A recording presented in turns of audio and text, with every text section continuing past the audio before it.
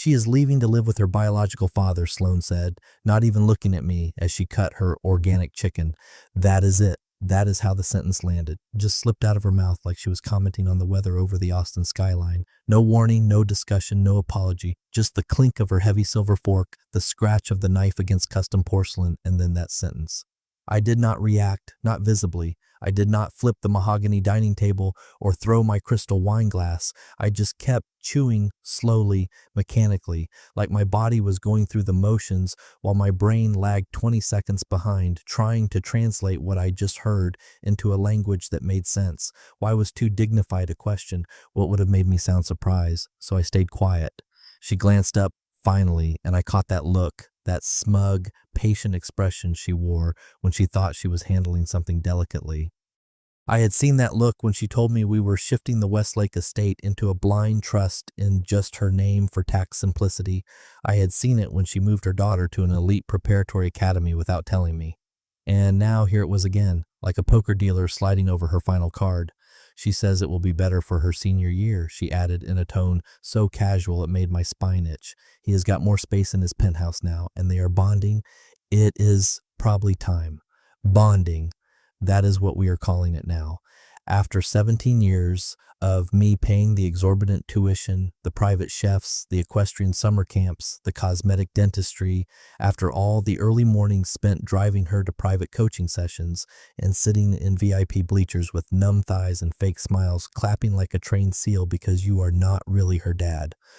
After coaching her Ivy League admissions portfolio to perfection, writing checks the size of luxury car payments each month, and hearing her call me just Grant to her friends.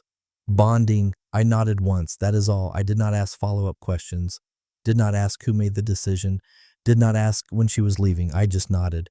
Then I went back to my dinner and focused on the salt and the chicken. She had used the wrong kind again, truffle salt instead of Himalayan pink, but I did not say anything. I did not have the energy to fix anything else at that table. Then came the second dagger. You will keep paying, right? Just for continuity, like I was a monthly subscription, like my role in their high society lives had an auto-renewal checkbox they forgot to uncheck. Of course, she added quickly, mistaking my silence for reluctance. We have built this entire lifestyle around your support. It would be absolute chaos if that stopped. Now, that is when it clicked. This was not a conversation. This was a press release. She was not informing me out of respect.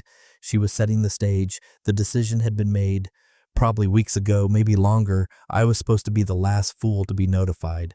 Except I was not a fool, and I already knew. Declan Cross, the ruthless private investigator I had on retainer, had handed me the evidence in a gritty downtown parking garage off Brazos Street 2 weeks prior.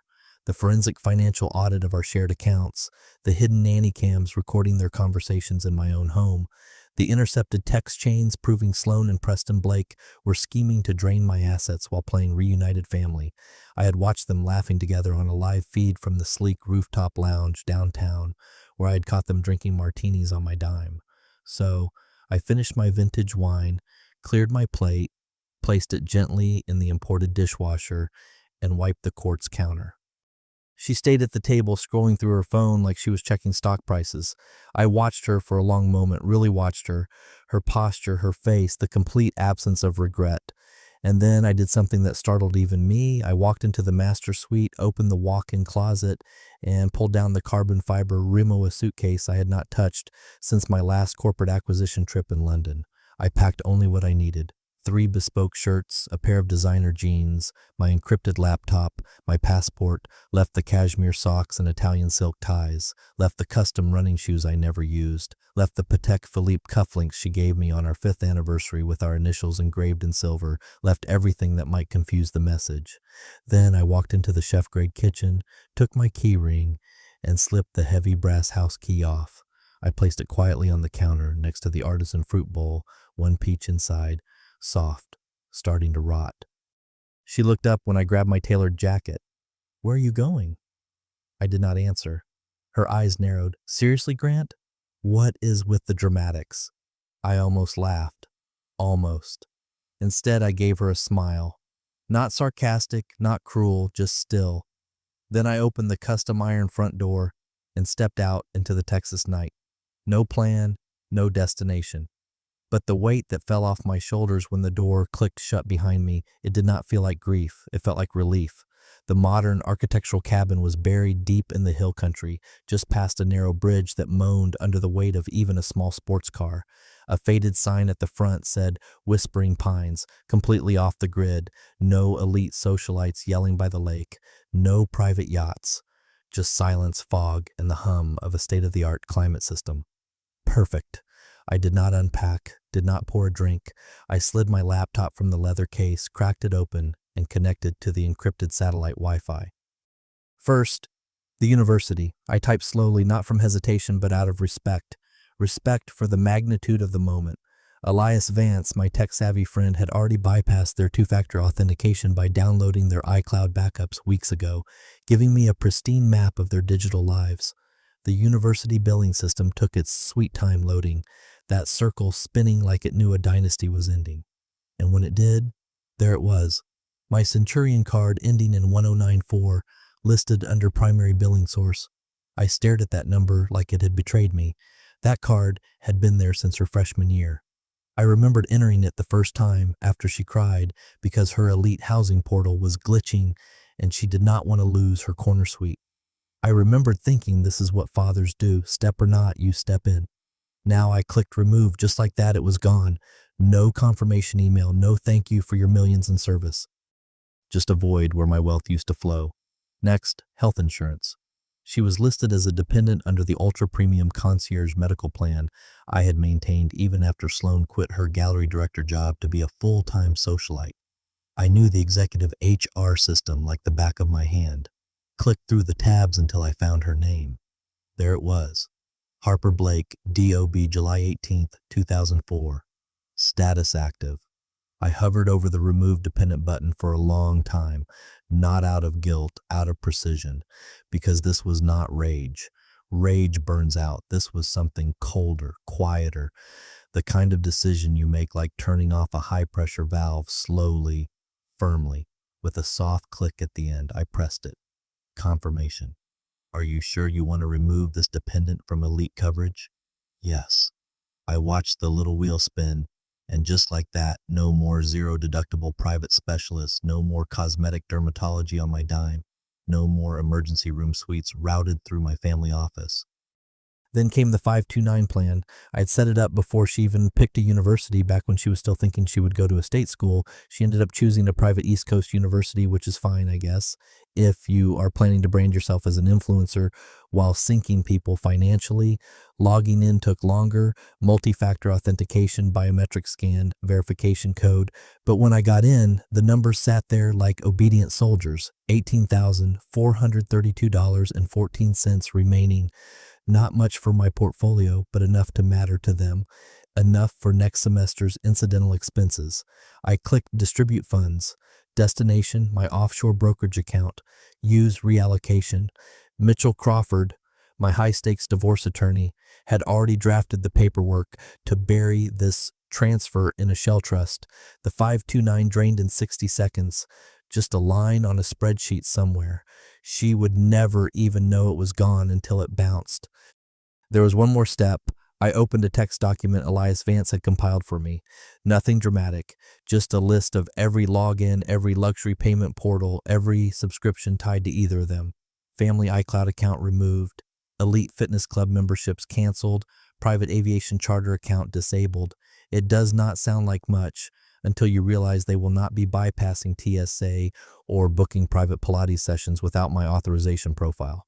I let the wires snap one by one. I did not send a warning, did not make a post, did not slam doors. There was no monologue, no emotional send-off, only silence, the kind that makes people squint at their wealth management statements and wonder if the error is a temporary bank glitch. I closed the laptop and stepped outside. The air was crisp and dry. I lit a Cuban cigar even though I had not smoked in years and watched the smoke drift toward the canyon. I was ghosting them financially, not out of cruelty, out of necessity. They had always mistaken my vast support for obedience. Let them find out the difference the hard way. He left like a wounded puppy, Sloan said loud enough for her sister to hear from the Marble Kitchen Island. Did not even raise his voice, just walked out like a sad little man who finally realized He could not keep up with us. There was laughter, soft at first, then fuller, the kind that bubbles out when someone believes the hard part of the grift is over. My name did not come up again, just he, like I had already been reduced to a footnote in their fresh start. I was not there, obviously, but I knew exactly how that conversation went thanks to the audio files Declan Cross had legally secured. It was Thursday night, 5 days since I walked out. The Westlake estate looked the same from the outside, but inside arrogance was redecorating. She poured vintage Bordeaux into those oversized crystal glasses and tossed her perfect blowout like she was 20 again. The sister, Monica, the one with 3 massive alimony settlements and a manifestation tattoo, snorted into her glass. He will keep paying. He always does. Of course I would. That is what men like me are good for, right? Stability, endless capital, the ever-present financial backstop. We do not slam doors. We do not take the trust funds away. We do not change the access codes or drain the offshore accounts. We just keep showing up with a blank check and a weak smile. That is the version of me they built in their heads. That is the version they counted on. Harper, my stepdaughter, was part of the performance too. She posted a photo the next morning on Instagram. Her Finsta handle, which she had recently changed to Chanel, was a pathetic attempt at branding her new independence. The photo featured her and Preston Blake, the biological father, the arrogant, entitled parasite who skipped child support for 5 years and suddenly became dad of the year the moment she turned 17 and started talking about high society connections.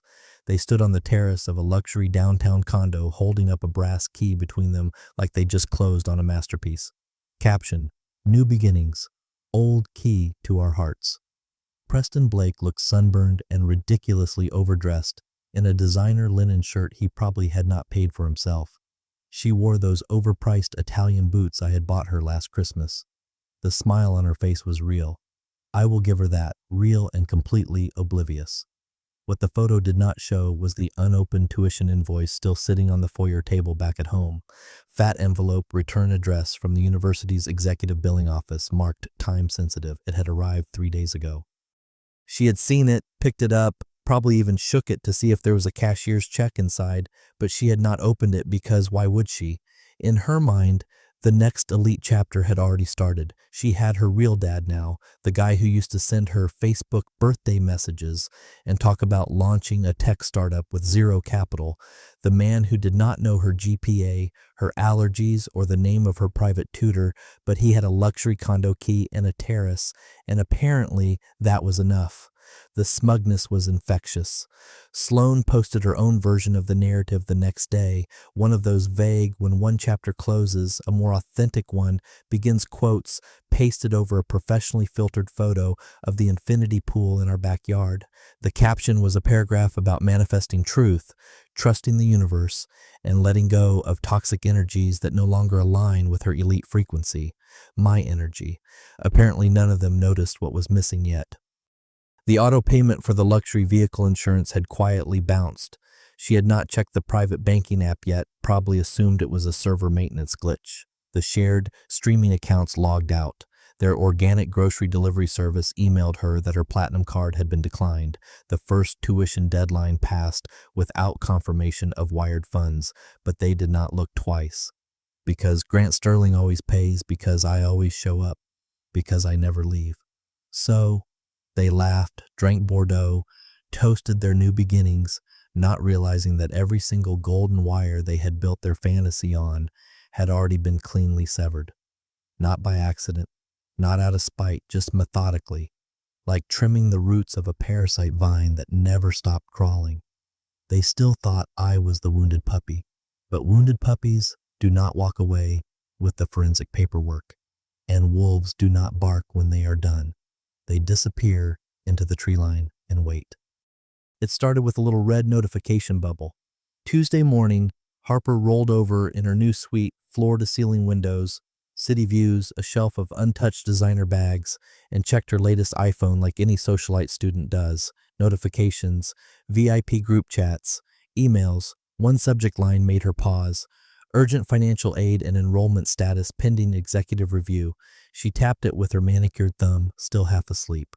The email was from the Dean of Enrollment Services. Cold, sterile institutional language. Your current financial package is in danger of immediate suspension due to missing or incomplete parental verification documentation. Please log into the portal and complete all outstanding asset forms by Friday to avoid disruption of your university enrollment. She sat up. She read it again, then again. Dad, she called from down the hallway. A grunt. Preston Blake, the great savior with his arrogant smirk and velvet loafers, was still asleep, probably hungover from last night's bonding at the country club. She climbed out of bed, opened her MacBook Pro, and logged into the university portal. Pending parental verification not received. But she remembered Grant, no, not Grant, the man who used to pay, handling all of that. She clicked into the tuition section. Amount due, $64,936. Due date, 3 days ago. That did not make sense. It was supposed to be automatically wired from the family office like it always had been. Back at the Westlake estate, Sloan was wiping down the imported marble kitchen island with an artisanal cleaner when her phone buzzed. She looked at the screen, saw the sender, University Executive Billing Office, and let it go to voicemail. She assumed it was a courtesy reminder, nothing to worry about. She poured a second cup of espresso and opened her private wealth management app. That is when she saw the second blow. Joint black card, declined transaction at Apex Auto Concierge, the same elite service leasing the Porsche Macan she had convinced me to co-sign for last year, the one she claimed was essential for Harper's safety on campus. At first, she thought it was a mistake, some banking glitch, so she opened the app, tried to log into the vehicle's maintenance portal to check the concierge record. Access denied. She tried again, still locked out. Another notification popped up on her screen. Payment failure. Immediate action required. She blinked, then called the private number listed. After waiting on hold for 2 minutes, she finally got through to a human. Yes, ma'am, the executive rep said politely, robotic. Your wire transfer was declined. The primary account holder removed himself from the billing profile last week. Do you have another authorized method of payment? She hung up. Her pulse had started tapping just beneath her left eye, a familiar twitch she had not felt since the tax audit panic 3 years ago. Wednesday night, Harper received a second email, different tone. Your elite scholarship eligibility has been formally suspended due to non-compliance with asset documentation requirements. Reinstatement is not guaranteed. The word suspended landed like a physical blow. She tried calling the dean's private office line. Straight to voicemail. Left a frantic message, tried again. No answer. She called her mom. He is probably just being vindictive and slow to submit something, Sloan said. He always drags his feet when he is pouting. Can you call him? There was a pause. Sloan did not say, I do not know where Grant is. She did not say, he left no contact information. Instead, she said, do not panic, I will handle it. But panic was already sinking its teeth in. By Thursday morning, the campus office of financial services had hard blocked her portal login. The Porsche Macan's advanced GPS and ignition system was remotely disabled. She could not access her class schedule. Emails to professors went unanswered. She called Preston Blake. Straight to voicemail. She texted, hey, can you wire the funds to cover this while Grant gets his stuff together? No response. An hour later, she tried again. It is extremely serious. My campus account is locked. Read, no reply. Sloan tried calling Preston Blake too, 10 times, no answer. The arrogant man who bragged to our social circle about finally stepping up to the plate last month was now nowhere to be found. It was not just one thing failing. It was layers, silent, expensive layers of infrastructure that had always been there, unseen, unnoticed, suddenly disintegrating beneath their feet. The problem was not the debt. The problem was the massive financial scaffolding they assumed would always hold them up, and the architect who used to hold it, he was not returning calls either. The knock came at 6:42 in the morning on a foggy Friday, 2 sharp raps, then silence. Harper peeked through the custom blinds of her luxury sorority house bedroom, half asleep and hoping it was just a private courier delivery. Instead, she saw a sleek flatbed tow truck idling quietly in the circular driveway.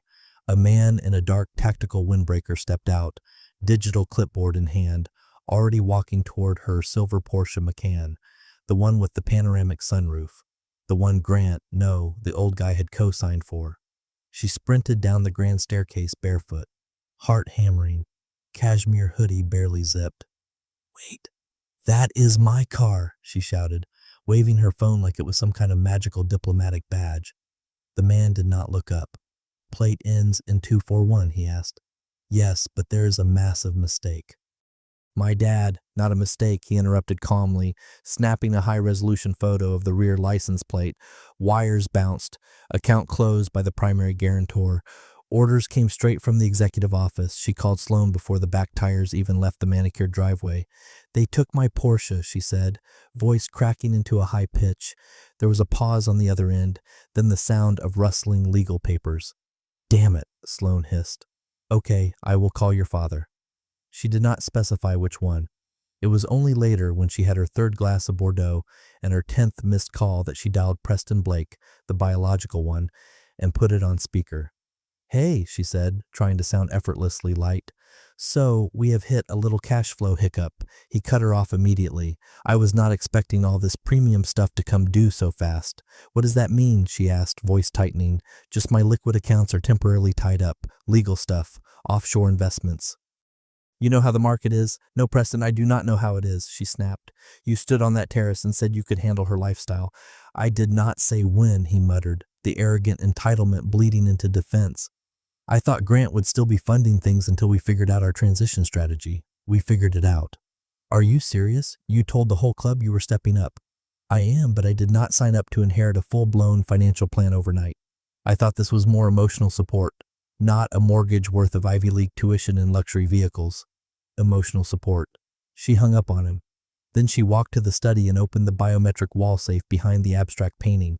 It was a reinforced steel lockbox hidden behind a row of first edition books and expired passports. She had not touched it in months, maybe years. "I used to handle everything inside. Passwords, family trust documents, offshore records, cryptographic access codes." Now, as she flicked through the stack of documents, absolute terror rose in her throat. She tried the main private banking account, access denied. Tried the elite retirement backup, locked. Tried the joint brokerage account, completely vanished. Even the emergency liquid savings fund she assumed still had her allocated portion came up with a balance of $0 and a glaring red note. "Authorized signer removed, pending asset division."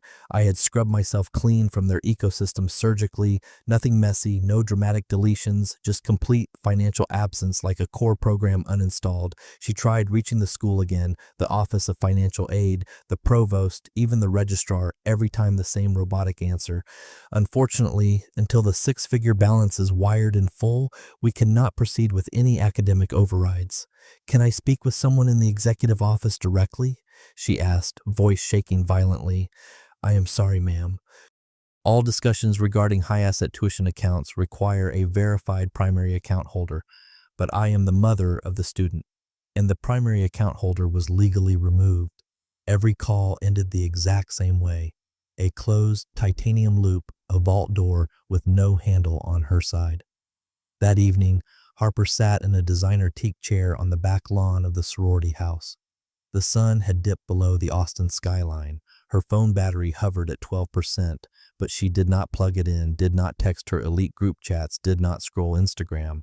Instead, she stared at the empty curb where her Porsche had once been and whispered, "What now?" Sloan sat across from her, slumped, completely silent. No vintage wine, no PR spin, no answers, just a glazed, hollow look that only high society people with absolutely no capital left to burn can wear.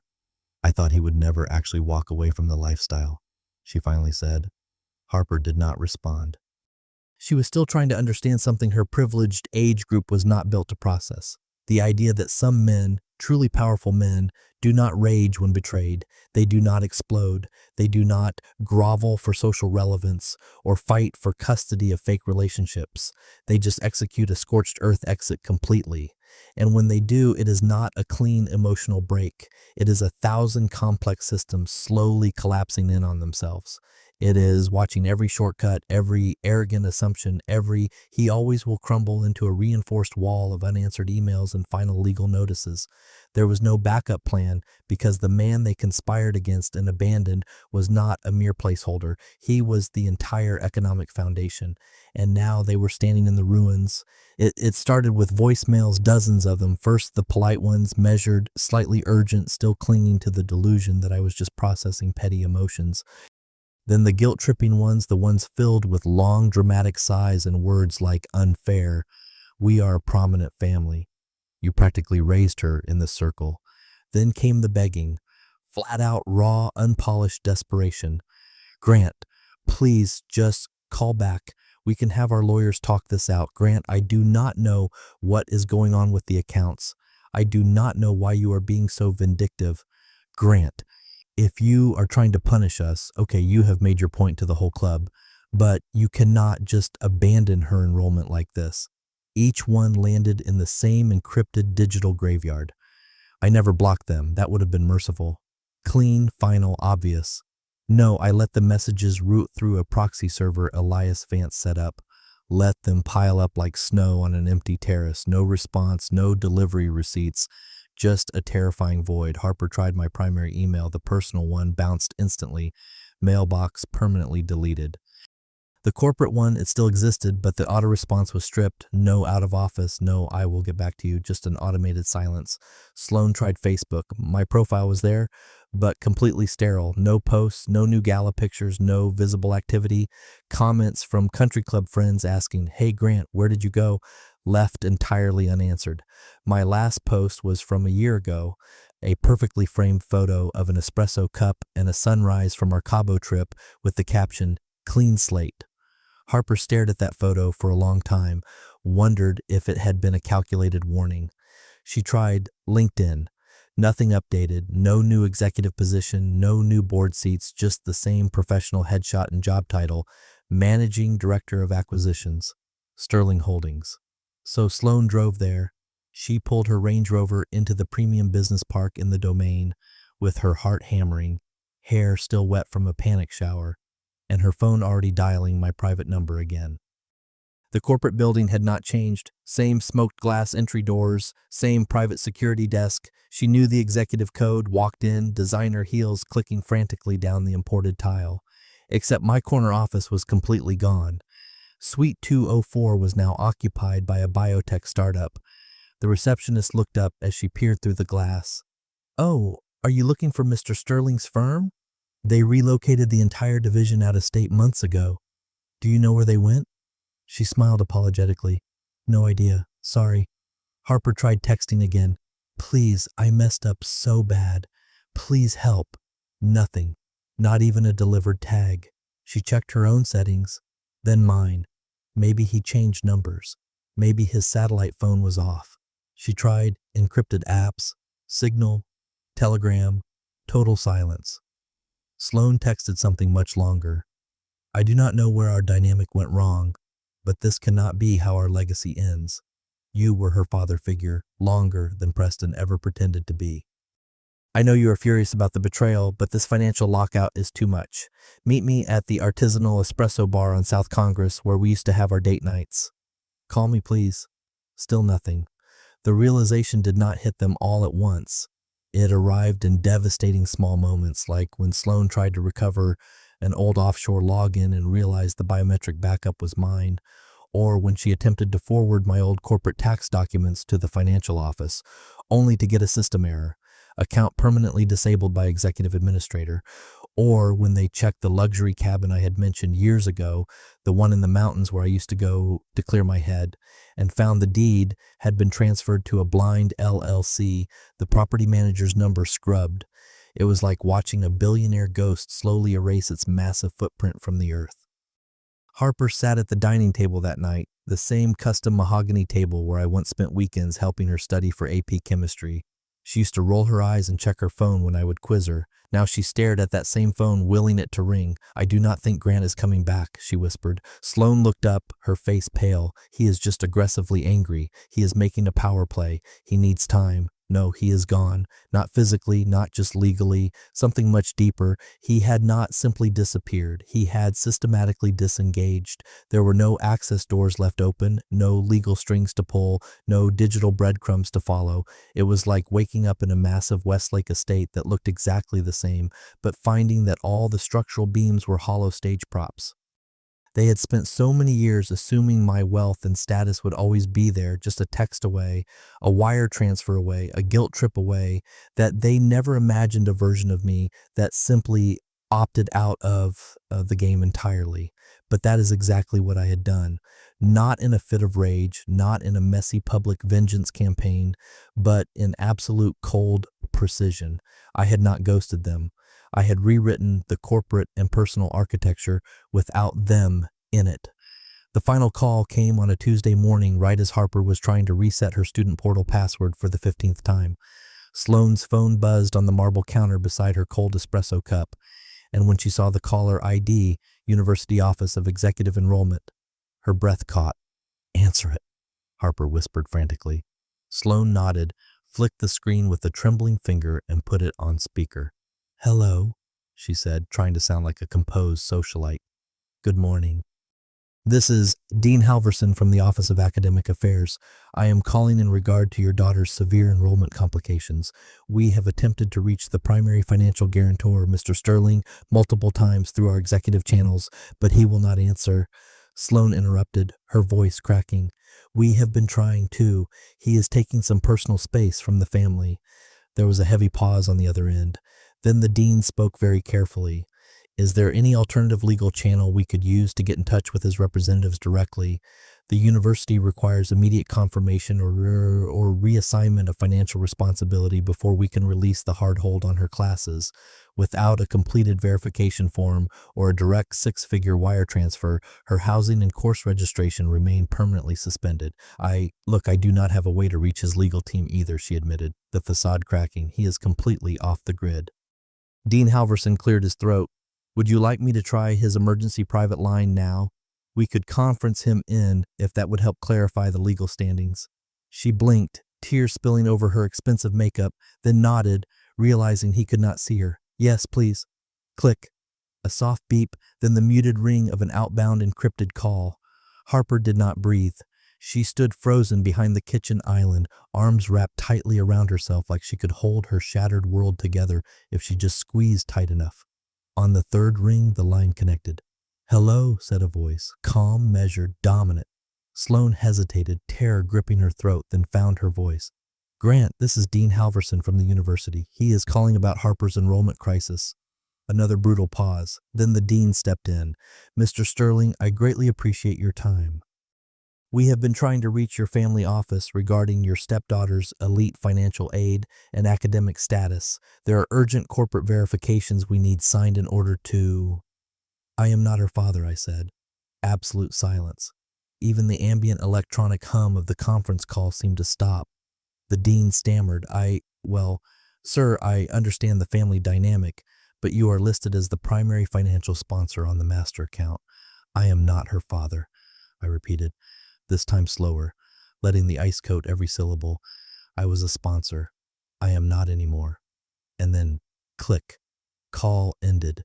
The screen dimmed to black. Harper did not scream, did not move, her face crumpled like cheap paper. It was not loud or dramatic. Just a soft, broken breath like air escaping a slashed, high-performance tire. Her legs folded beneath her, and she sank to the imported tile floor, hands covering her face, violently shaking. Sloane stood perfectly still, no PR words, no manipulation plan.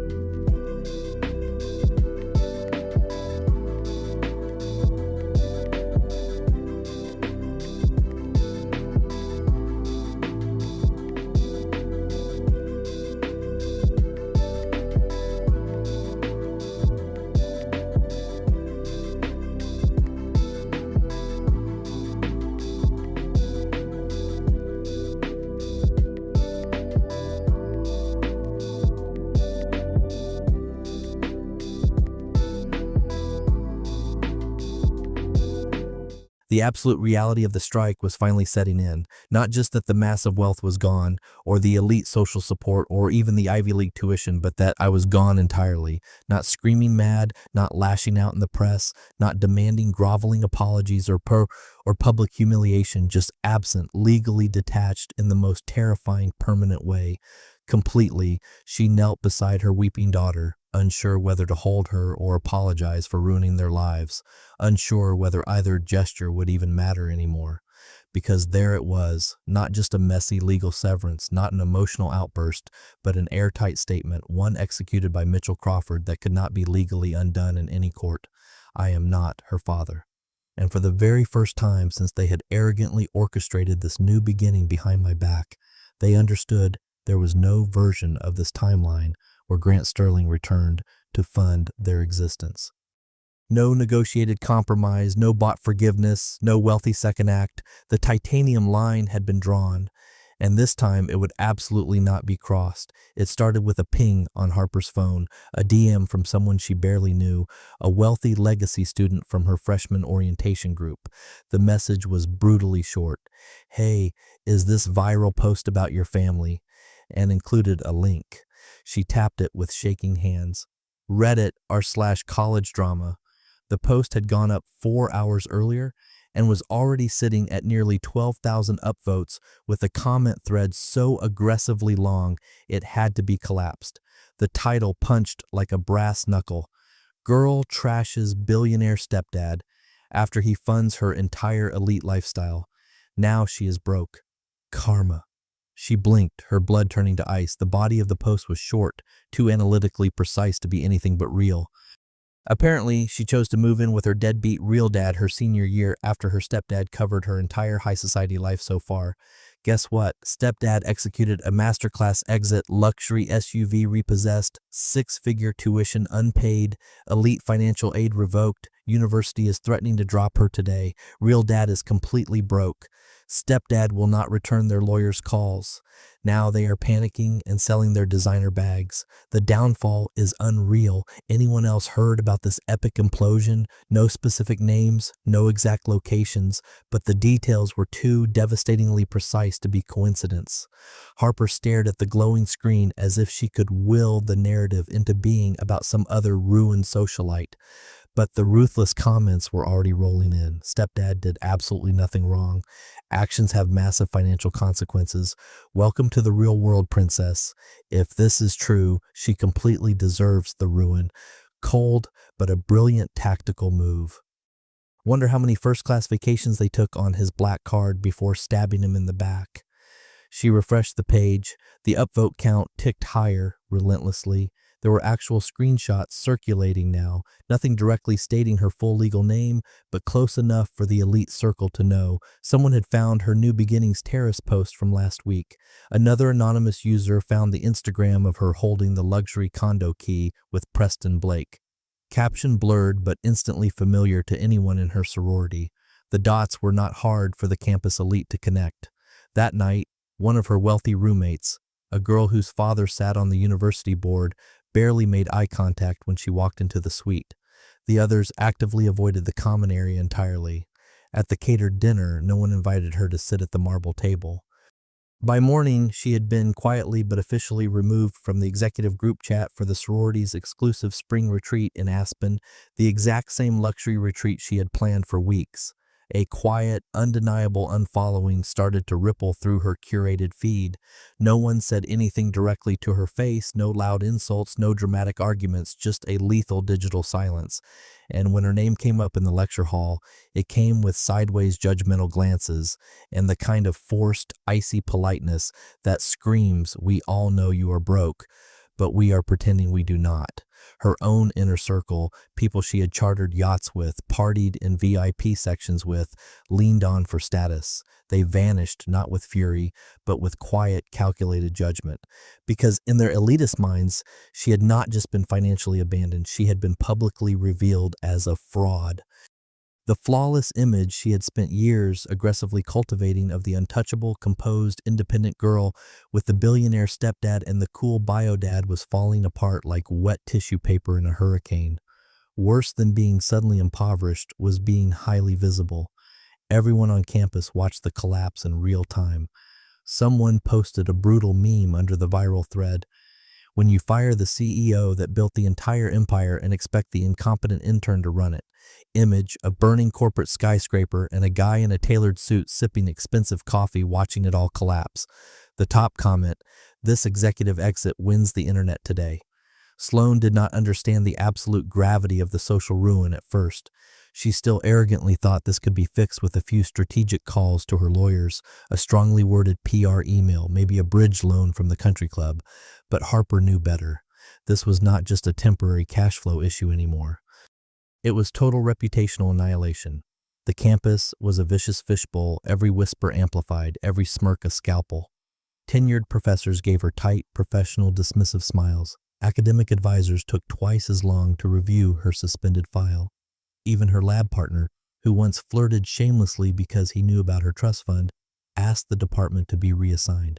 The absolute worst part, she could not scream back at the internet. She could not post a desperate clarification, could not rage publicly because she had left the powerful man who built her life.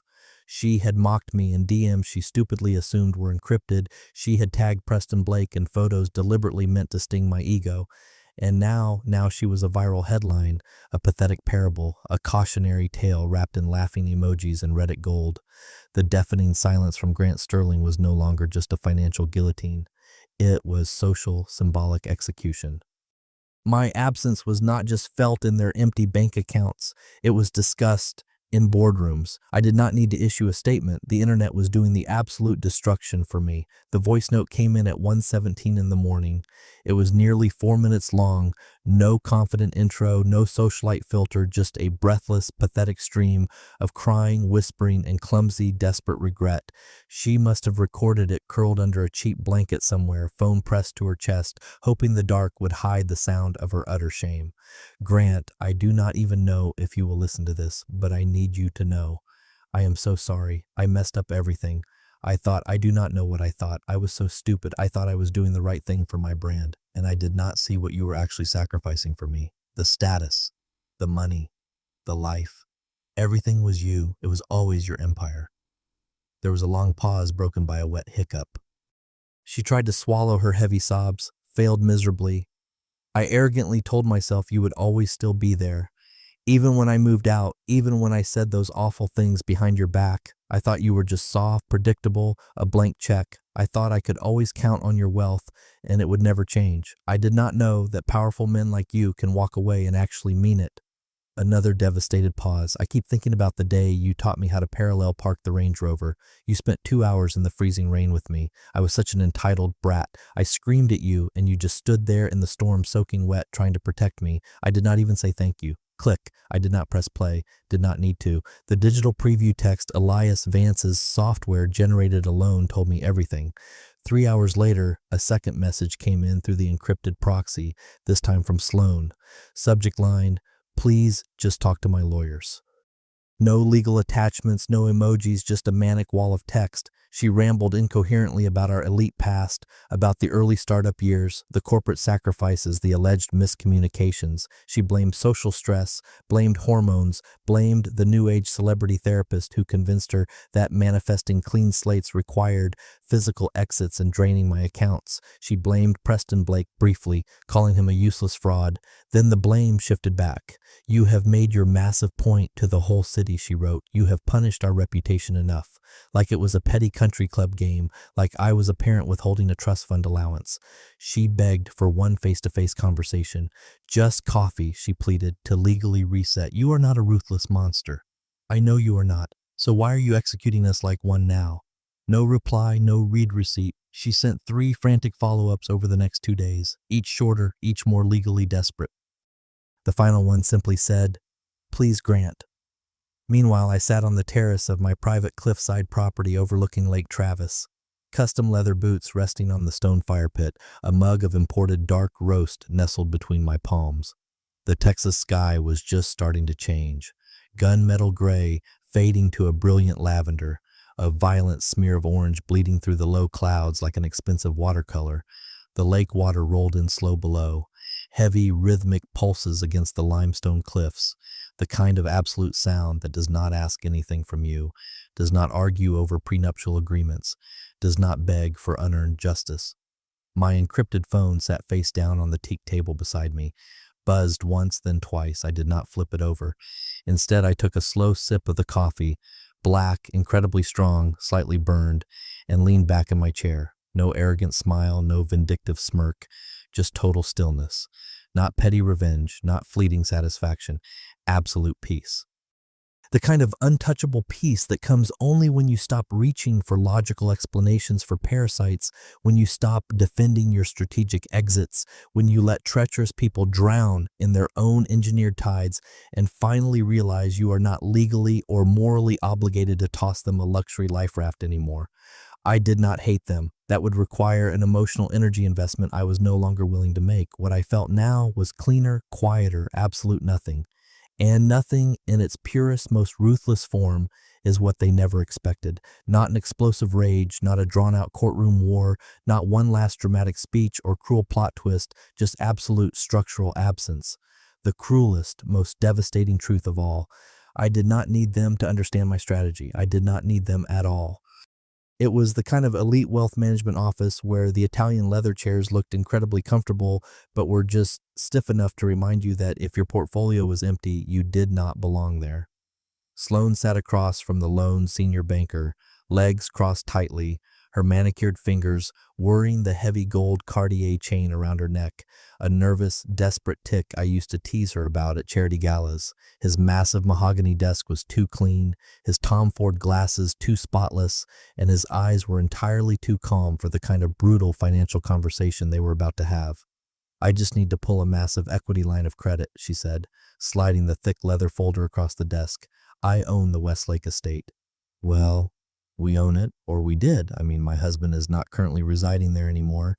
It has been our primary asset since we built it in 2014. She tried to sound fiercely confident, practiced the tone of a woman who had executed these luxury transactions before, who believed she still had absolute control. The banker clicked his platinum mouse, typing slowly, pausing every few agonizing seconds. "What is the explicit purpose of the emergency withdrawal?" he asked without looking up from the dual monitors. "My daughter's tuition crisis. The university gave us a 48-hour reinstatement window, but they demand the wired payment in full today." He nodded, still reading the encrypted files, still clicking. Then he frowned just slightly, a microscopic shift in professional posture, a red flag too small for an amateur to grab at but large enough to sense the impending doom. He double-checked the routing numbers, clicked again, then cleared his throat. "Ma'am, I am not entirely sure how to put this delicately." Her stomach turned violently. "There is absolutely no equity available to withdraw from that property." She blinked, her facade shattering. "What? No, that cannot be legally right. There is no second mortgage on the estate. We have had that custom house for over a decade, yes, but the entire asset was refinanced last month into a corporate holding company." Her mouth opened. No coherent words came out. "Not just refinanced," he continued smoothly, adjusting his expensive glasses. "The estate was fully sold." The climate-controlled room felt suddenly freezing. "Sold to whom?" she asked, her voice barely a raspy whisper. He turned the high-resolution screen toward her. "A corporate LLC name, a holding company, a cryptographic timestamp, an airtight document trail with my signature in crisp digital ink. Sold, transferred, closed, and the capital moved offshore." Her shaking hand gripped the leather armrest. "But I never signed a single document. I never authorized the sale because your name was not on the master deed," he said gently, delivering the final kill shot. She froze, the blood draining completely from her face. "No," she whispered frantically. "No, no, we built that estate together. I designed it. You were briefly listed on the original construction mortgage," he explained with clinical detachment. "But the deed itself, the actual legal ownership, was solely in his name. Mitchell Crawford had buried a prenuptial agreement loophole so incredibly deep in the initial legalese that her discount lawyers had missed it entirely. I had executed the transfer quietly, legally, with the kind of ruthless corporate precision you only plan when you have been waiting for the exact right moment to strike."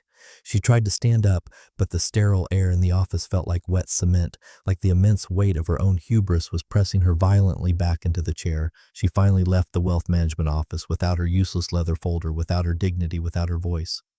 She walked out to the sun-baked parking lot in a total daze, past wealthy Austin families and elite couples who still had multiple homes, who still had massive safety nets, who still had powerful men who paid for their luxurious existence without ever asking for applause.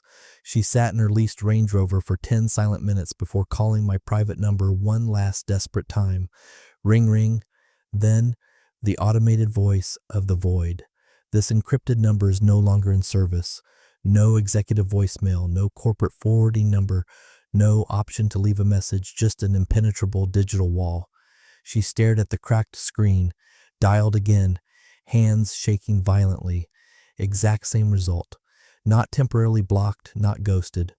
Erased. I had not stormed out of the mansion, had not slammed the iron door, had not posted online or gloated to our high society friends or told the country club board. I had simply left like a massive ocean tide pulling back from the shore before a tsunami.